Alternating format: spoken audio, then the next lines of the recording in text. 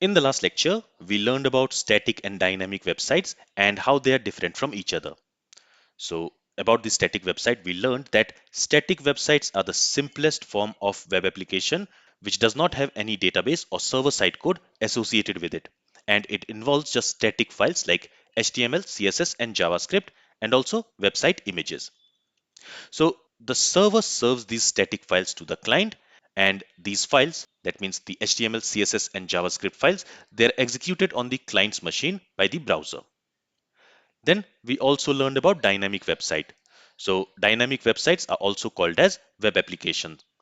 A dynamic web application is built on the server dynamically by fetching the data from the database and building a web page with that dynamic data using a template engine like RazorView engine in case of ASP.NET or Pug template in case of Node.js.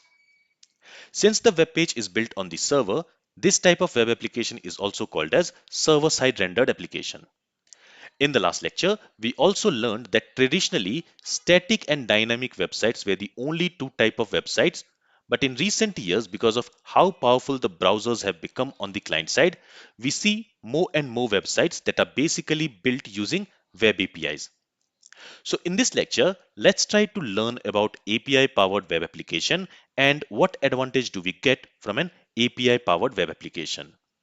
An API powered web application is also a kind of dynamic web application, but with a subtle difference. Let's try to understand it with an example. But before that, let's first understand what do we mean by an API. So API stands for Application Programming Interface. On a very high level, API is a piece of software that can be used by another piece of software in order to allow applications to talk to each other.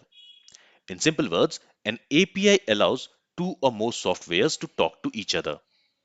Remember, API can be of different types and we will talk about them in a bit. But here we are going to talk about web APIs.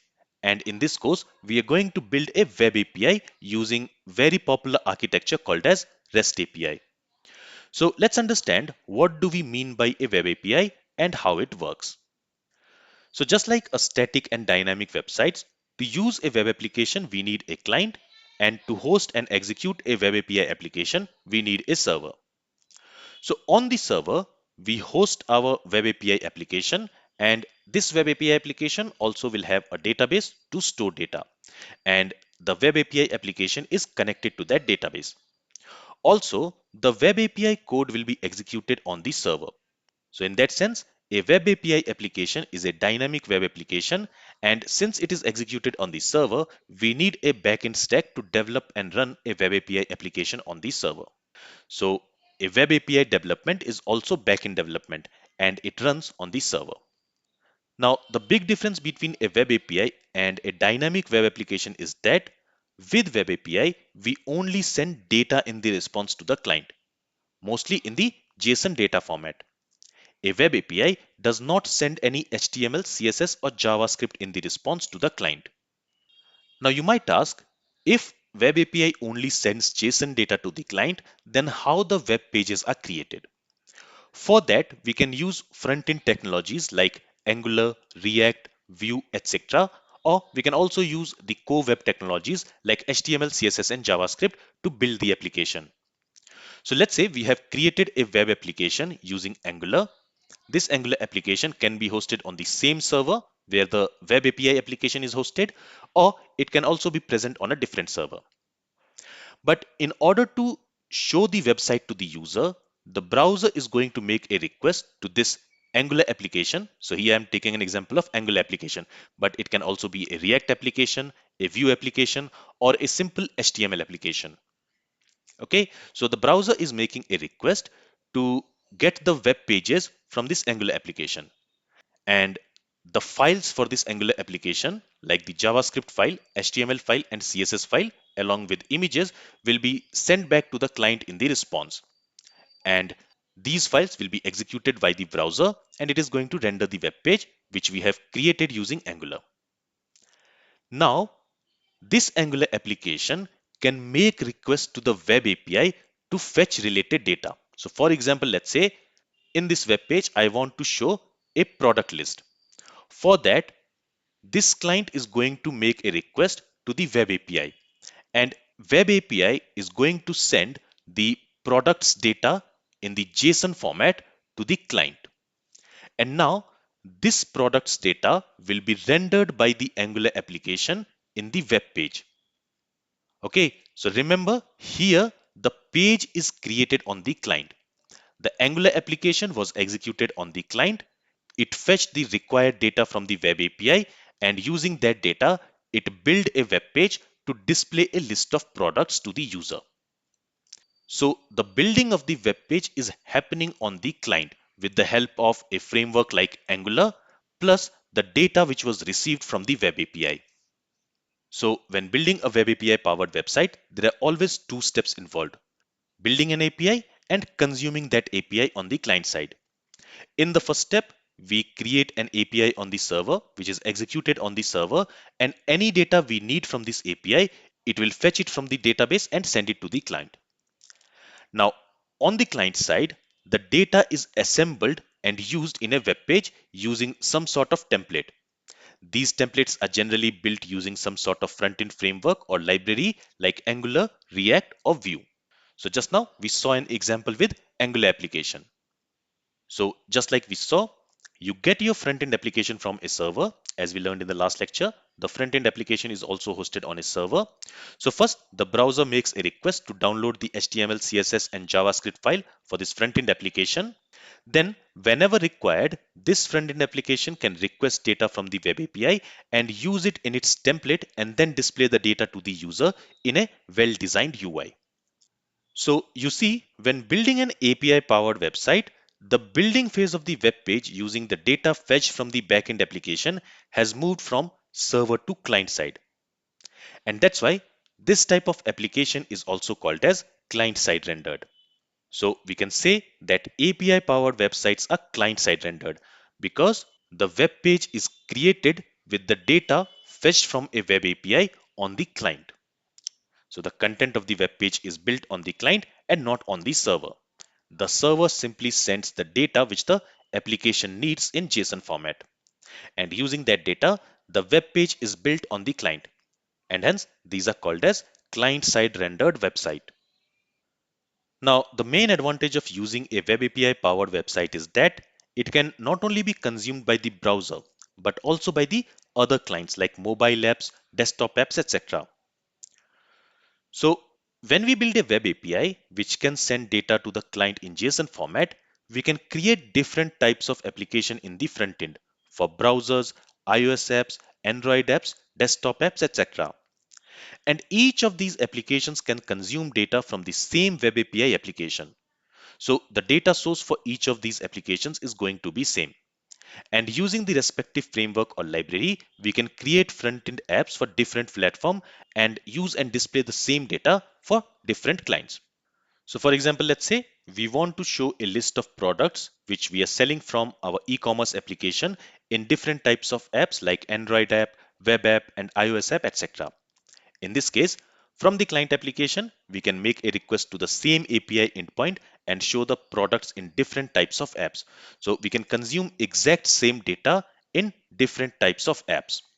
So we have a single data source and it can be consumed by any type of client, be it browsers, mobile apps, or desktop apps. And this advantage we do not have when we build a normal server-side rendered web application. In a normal dynamic website, which is rendered on the server, it returns an HTML in the response with the required CSS and JavaScript, which can be parsed and rendered only by a browser. And because of this, with a server-side rendered web application, we are trapped with a single platform, that is the browser. Now, this is not a problem if you want to build a web application which needs to be accessed only from a browser. But if you want to build a web application which you want to be accessible from browser and for which you also want to have a mobile app like iOS and Android app, then Web API is the best solution. For example, a web application like YouTube, which you can use on your desktop using a browser and also on your iOS or Android phone using the YouTube app. So this type of application uses a web API in the backend. Not only that, when we develop a web API, it can also be used by third-party applications if you or your organization allows it. For example, there are a lot of companies in modern day which only sell access to their APIs so that it can be used by other applications. Now, Node.js is an absolutely perfect tool for building web APIs, and it is very commonly used for that. Of course, Node.js can also be used for building dynamic server-side rendered apps, but most often we use Node.js for building web APIs and API-powered websites. Now, if you remember, in the beginning of this lecture, I had mentioned that API can be of different types, and web APIs are the most common type of APIs you will see. So you need to understand that the term API does not always mean web API, and it's not always about web application development. We learned that API stands for Application Programming Interface. So the term application in the API can mean many different things as long as the API is relatively standalone and can be used by other software in its code. For example, in the last section, we worked with FS and HTTP module provided by Node.js. We can say that they are a small piece of software which provides APIs, that is, which provides methods which we can use in our code. So when we use read file method of fs module to read a file, the fs module can be called as an API. And that's why sometimes you will hear the term Node API used for its core modules. Okay, so for example, fs module of Node.js or HTTP module of Node.js, they are also called as Node APIs. Another example of API would be the API provided by the browser to work with DOM. For example, the fetch API or the get element by ID method, these are also APIs provided by browser.